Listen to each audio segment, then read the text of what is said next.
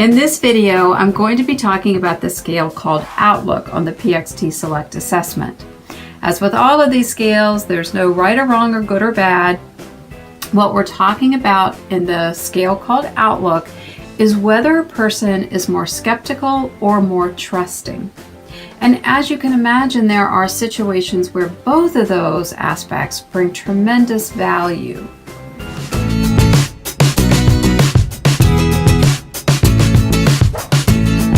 Let's look at individuals who are more skeptical. These are people who tend to be more realistic than optimistic. They can be wary, generally suspicious, and slow to trust others. They can get irritated when they have to work with illogical people, and they often have trouble tolerating incompetence. They're cautious and they seek evidence. So if you're having someone that's constantly asking you questions to validate or verify information, that could absolutely be their intention. It's not to irritate you, or it's not that they don't trust you. It's their preference to really get that confirmation and data.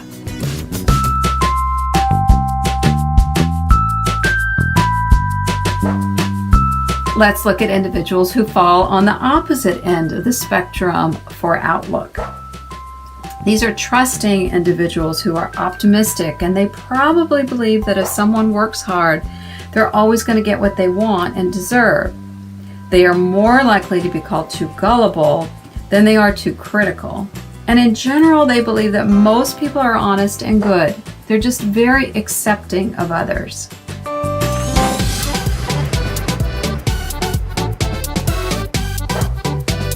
If you're an individual who falls towards that optimistic, trusting approach, people may gravitate to you because you are so positive and generally uplifting in situations. But recognize the need to be realistic and to be vigilant in certain situations so that you aren't taken advantage of, and so others can see that your thought process can be grounded. Or if you're the individual who falls on the side of skepticism, recognize how that could be perceived as well. Sometimes those with very optimistic outlooks will look at all those questions and verification as negative. It's not negative, but it can be perceived as that. So make sure that you're aware of in certain circumstances where you need to find that balance as well.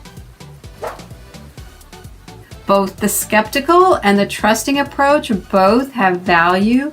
The key is making sure to tap into those strengths that you have when you need them, and also to recognize the other approach can have value as well, so that you can find common ground and be aligned when needed.